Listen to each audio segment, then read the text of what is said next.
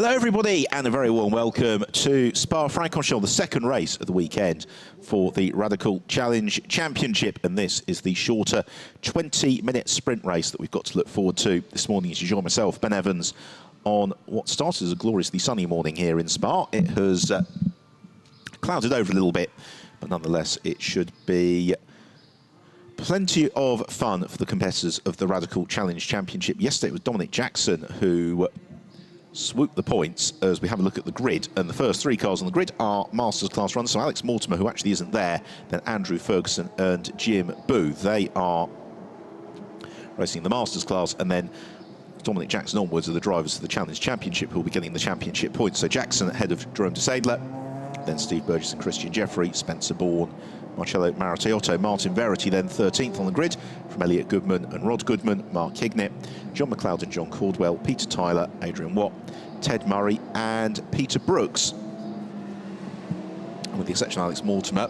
they all appear to be there, although Ted Murray a little bit slow away. All three races this weekend are going to be with the rolling starts. They've got this formation lap, which is the opportunity to see how the track has changed since they were in action yesterday. And then we'll be back again, of course, later on this afternoon for their second 40-minute race of the weekend. So the Radical Challenge Championship this year, headed by Steve Burgess coming into the weekend, and Burgess a little bit stymied by the success seconds in the pit stop yesterday, but nonetheless a strong performance. Dominic Jackson, however, taking some points out of him with both Jerome de Seidler and Christian Jeffrey showing strongly as well.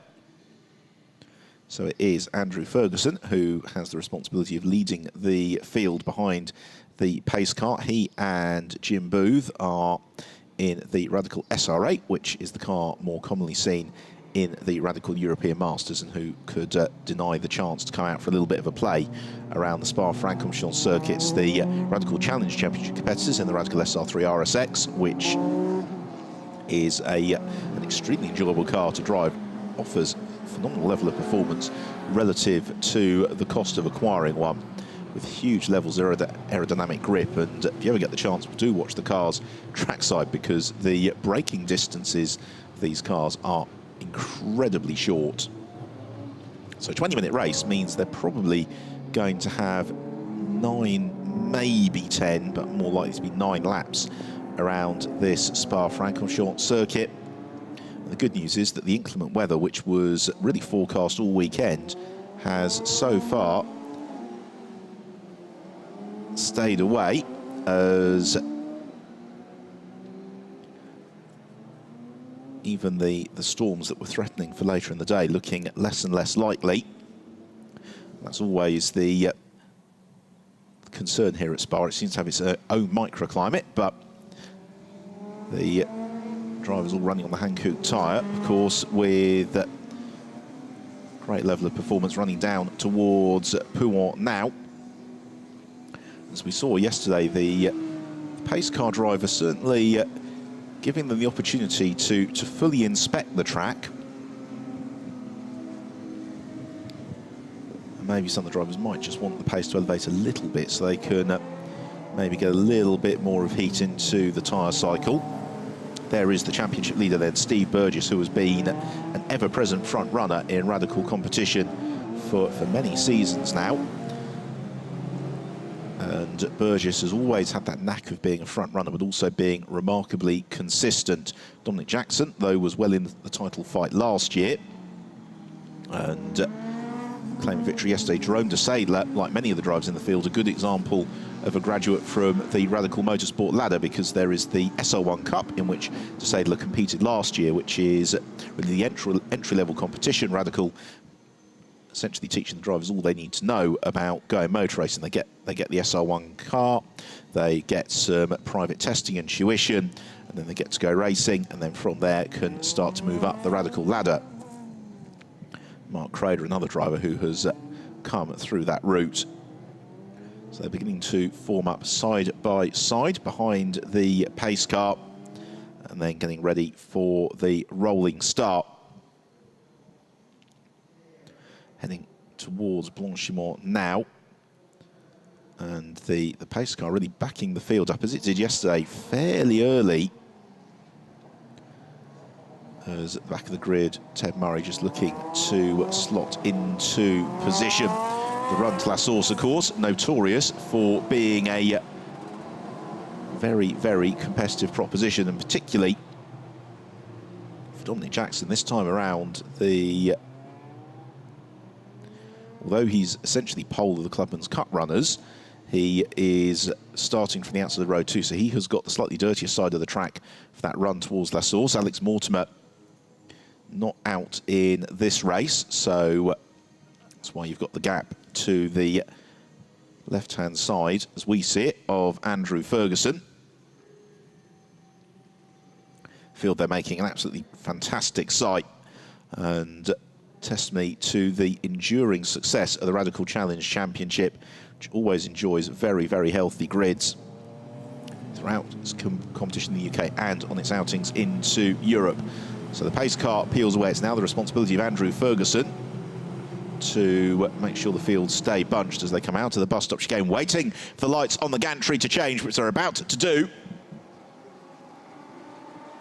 And away we go, racing once more in Spa as Ferguson moves across to cover the line from Jim Booth. Dominic Jackson immediately asserting the lead of the Clubman's Cup, Challenge Cup rather, as Christian Jeffrey launching to the inside. Steve Burgess the outside. We've got one car that has gone around, unfortunately. We'll try and pick out who that is in a moment, but it's three wide down the hill, and that is extremely tight. Spencer Bourne trying to get alongside Jerome de Sadler as they climb out of Eau Rouge, though.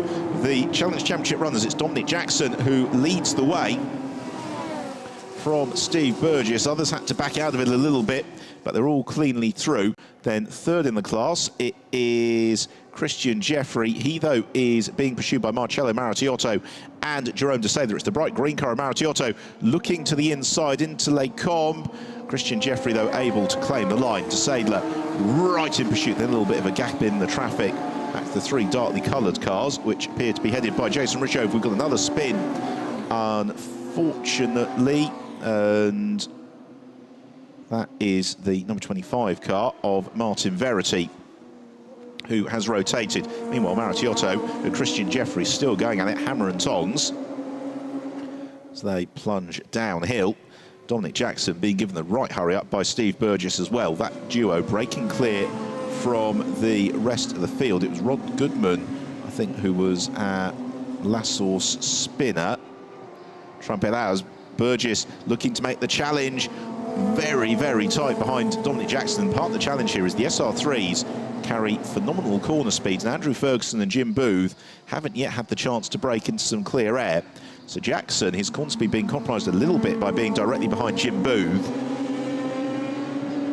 is slipping into the clutches of Steve Burgess, with Christian Jeffrey, Marcello Marattiotto and Jerome de Sadler all not too far back either. Here is another look at the spin, and that appears to have been a solo effort from Martin Verity, who rolled back across. Now, another look at it, maybe a bit of a tag from John Caldwell from that angle. Some apologies to Martin, but he should be back into the fray and up and running. So the race leaders coming through to the end of the first lap. Andrew Ferguson ahead of Jim Booth, and then it's the battle between Dominic Jackson and the rest of them for the championship points, with Jackson still just about withstanding the pressure from Steve Burgess. Marcello Marattiotto all over the tail of Christian Jeffrey, and Jeffrey goes sideways into La Source. That's the opening for Marattiotto, who elbows Jeffrey aside. Jerome de Sadler is going to go past Jeffrey too as they run downhill towards Eau Rouge. Arriving into the compression, Jackson from Burgess, then this three-car squabble. We've got double yellow flags up at Les Combes, and sadly that's Martin Verity who's not come through, so picked up a little bit of damage maybe in that tag. Rod Goodman, though, is up and running, pleased to report, after that spin at La Source. So no overtaking on the way into Les Combes, Mark Crader. Anyway, Crader moves ahead of Spencer Bourne. In fact, no yellow flags there. So it's coming in towards Bruxelles, and that is really as far as Verity was able to get. So a fair move from Mark. My apologies to him, as Spencer Bourne looks to fight back with immediate effect. Then there is a little bit of a gap back to Mark Hignett.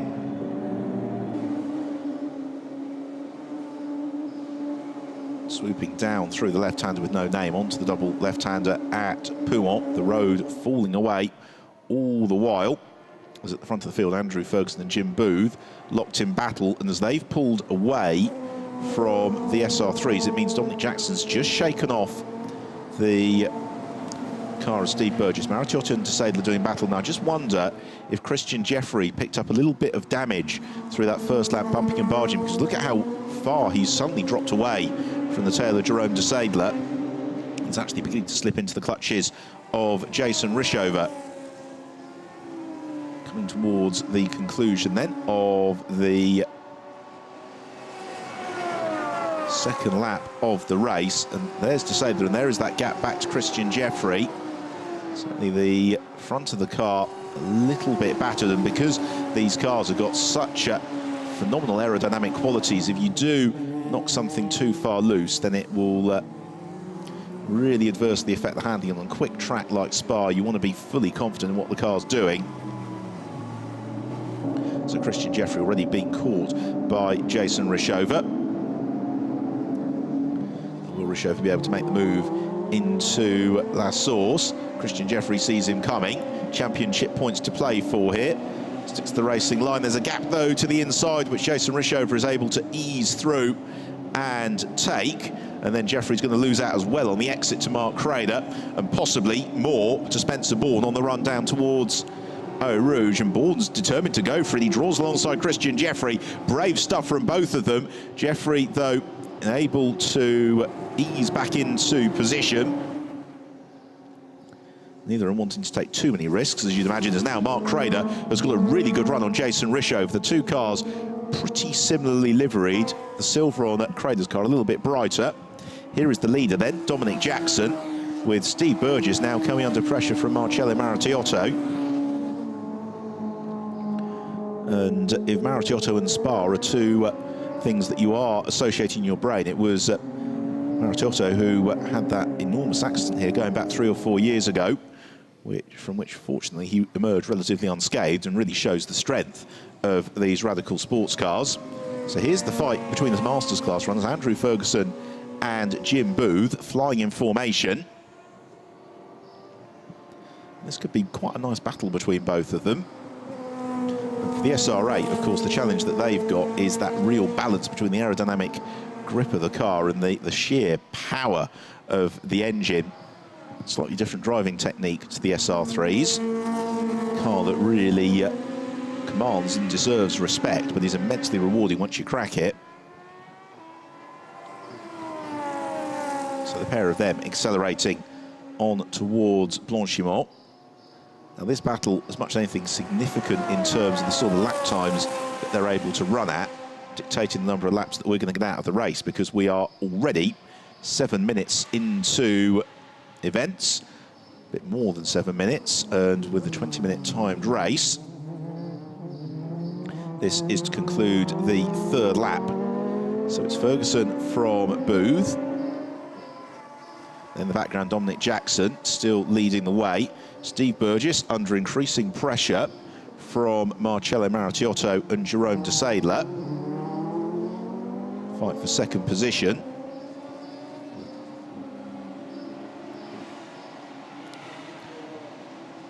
So Andrew Ferguson just over a second clear of Jim Booth at the front of the field, climbing out of Eau Rouge. The American in close pursuit. Plants his foot for that blast along the Kemmel Straight. Gives you a sense of just how quick these cars are as well, because if you ever drive the Kemmel Straight in a road car, it goes on for an absolute eternity. There in the background is the battle amongst the Challenge Championship runners. Now here is a quick rotation. It was Ted Murray who went around. Rear of the car just breaking traction.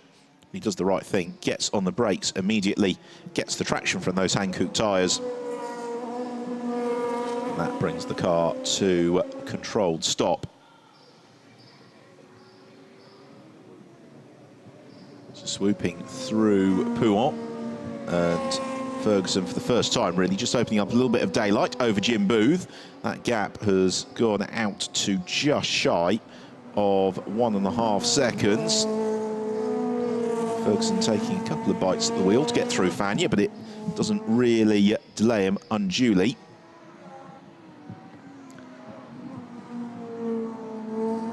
And they're about to come through to the end of the second sector on the lap. This will tell us what's happened to the gaps, and the gap has gone out by a couple of tenths of a second. So Jim Booth, if he wants to win this one, is now going to have to find a little bit of something, because through the straights you can see the extent to which Andrew Ferguson is beginning to ease clear.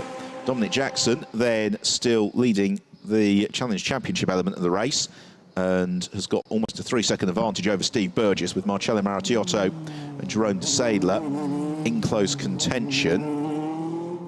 And then a gap back to Jason Rishoff. Now here is that battle between Burgess and Maritiotto, which we just alluded to. Jerome de Seidler there as well. And the bright green car of Marcello Maritiotto, and long-time Radical watchers will recall Marcello being in the black and red cars, but he has gone tropical and has now got de Seidler filling his mirrors. This a home race of sorts for Jerome de Seidler. He's got Belgian heritage, and he looks to pursue Marcello Maritiotto down towards the legendary section of the Circuit of Eau Rouge. That's really carrying that speed out of Radion onto the Kemmel Straight, because the straight goes on for the best part of a kilometre. If you can get in the slipstream of the car in front, it's an opportunity to make a little bit of ground. For Dominic Jackson, the leader, this has been a really good weekend so far. Potentially 2 from 2. He's just over halfway through the race. We're on to the 5th lap. Maritiotto not using quite as much of the road as Jerome de Seidler. So they're just out over the curbs a little bit as well. So Seidler trying to close up onto the tail of Marcello Maritiotto. He's done a reasonably good job of it thus far on this lap. The challenge being, because the braking distances of these cars are relatively brief, you need a good slipstream to challenge it. Here comes Brian Caldwell, who elbows his way through past Mark Hignett, then runs a little bit wide. Maritiotto, speaking of running a little bit wide, just dips 2 wheels out over the curb on the exit of pool. And again, it gives de Seidler the opportunity just to fill Maritiotto's mirrors. Also gives Steve Burgess momentary respite in that second position.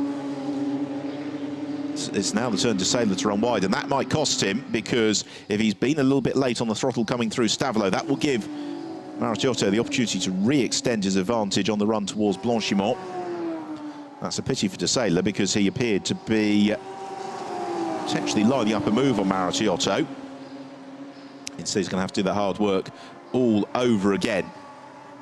We've got a drive-through penalty, meanwhile, for John Caldwell for causing a collision on lap 1. That was the tag we saw with Martin Verity.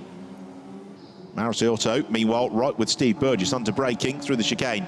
Here is the Mark Craner and Jason Rishover battle, and then Christian Jeffrey's got Elliot Goodman, Brian Caldwell and the rest behind him, and Jeffrey having a challenging race today. So I think he's picked up some damage early on, because he's normally a little bit higher up the order than this, and is now having to really fight for the points. But he's been overrun as he comes out of the chicane. He's going to lose a fair amount of ground here, as Elliot Goodman, Brian Caldwell both pass him, and Caldwell looking to the inside of Goodman, brakes desperately late for La Source, and Brian Caldwell may well have made that stick. We shall see as they come down, squabbling towards Eau Rouge. The same here as Jason Rishover and Mark Crader were side by side as Crader's backed out the throttle. That might give Spencer Bourne the chance to challenge. Meanwhile, Caldwell is able to sieve through. I think Adrian Waters also gained a little bit of ground there. In fact, it was side by side as we expected, with Spencer Bourne and Mark Crader. And so as Crader backed out on the way into Eau Rouge, it gave Bourne that momentum all the way along the Kemmel Straight. So it's now Spencer Bourne's turn to take the fight to Jason Rishover, which might have happened sooner rather than later, as Rishover choosing to take that late line to turn in to the Bruxelles hairpin. The three of them propelled downhill towards Pouhon. It's still Dominic Jackson who leads the way from Maracciotto and Burgess. So Maracciotto has found a way past Steve Burgess, at least as they went into Les Combes. We shall see whether or not that has held. Indeed it has. So Marcello Maracciotto has not only passed Steve Burgess, he's pulled out 0.7 of a second on him in that fight for second position. And that potentially quite a significant manoeuvre again with an eye towards championship points. Spencer Bourne just a couple of wheels over the curb on the way towards Stavelot. This is the opportunity, therefore, for Mark Crader to respond. Spencer Bourne parks the car in the middle of the road. He's going to make Mark Crader try and drive around him into Blanchimont. They turn down, use the camber, but Crader's still got the run. And for Spencer Bourne, positioning now into the chicane is all important. Crader looks to the outside early, then jinks towards the inside. Thinks better of going for a lunge. So they pick their way through, pick up the throttle again on the exit, and Crader a little bit earlier on the power than Spencer Bourne. It allows Crader to draw alongside Bourne as the pair of them run side by side, approaching La Source. They look at each other, deciding how they're going to navigate the hairpin. And Bourne takes that tighter line, runs wide. It allows Mark Crader to repass him. Spencer Bourne will then look to re-challenge en route to Eau Rouge.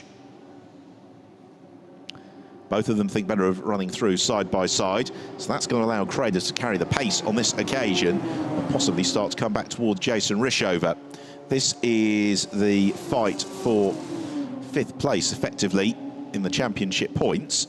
Still Dominic Jackson, who leads the Radical Challenge Championship element of the race, from Marcello Maracciotto, Steve Burgess, and then Jerome de Seidler. Meanwhile, happenings behind. Brian Caldwell ahead of Elliot Goodman and Mark Hignett, but then John McLeod around the outside. Is he of Mark Hignett? Mark Hignett, yes he is. So McLeod gains position. His next target is Adrian Watt. Meanwhile, Rishover, Crader and Bourne still running together. Oh, and that's Andrew Ferguson, who was leading the Masters class in the race, who has gone off on the exit of Fania. And that elevates Jim Booth, therefore. And Andrew Ferguson prizing himself from the cockpit with just 3.5 minutes to run out of the race. Now, here is what happened. And that is a little bit, well, it looked as if Ferguson were coasting due to some sort of issue, but then he wasn't able to slow the car enough on the slightly slippery grass and had a little bump with the tyre wall anyway. But he is out as the field about to come through and start the penultimate lap of the race. And Hugo de Seidler, or rather Jerome de Seidler, my apologies, Hugo's his brother, looking to line up the move on Steve Burgess. Meanwhile, Spencer Bourne was challenging Mark Crader, and that's a big lose for Bourne. The car just unsettled, the airflow over the car changing, and it snapped Bourne into the rotation. So Spencer Bourne hasn't as yet got that car fired up either.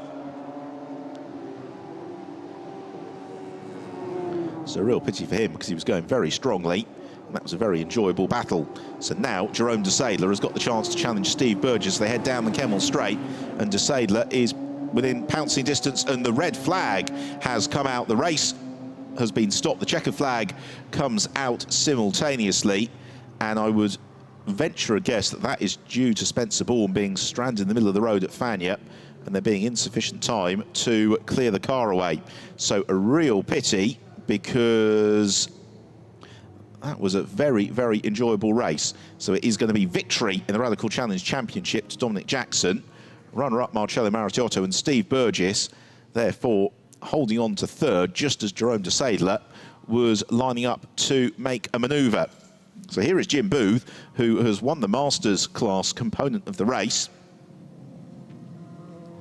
And Booth taking the fight to Andrew Ferguson early on. Then the red flag coming out after Ferguson's demise, and that's exactly the issue. It's Spencer Bourne spinning at Fania and normally a safety car would have been required to retrieve him, but with insufficient time to scramble the safety car, the red and checkered flag coming out simultaneously to bring a slightly premature conclusion to the Radical Challenge Championship action. So the marshals making sure the drivers all take the appropriate evasive action. Because obviously safety of circuit staff, marshals and drivers absolutely the paramount consideration.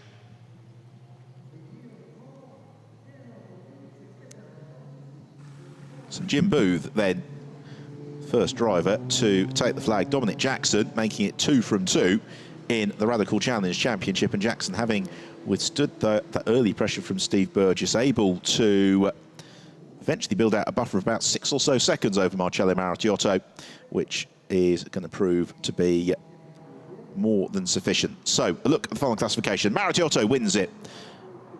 Oh, that's not quite the final classification, is it? So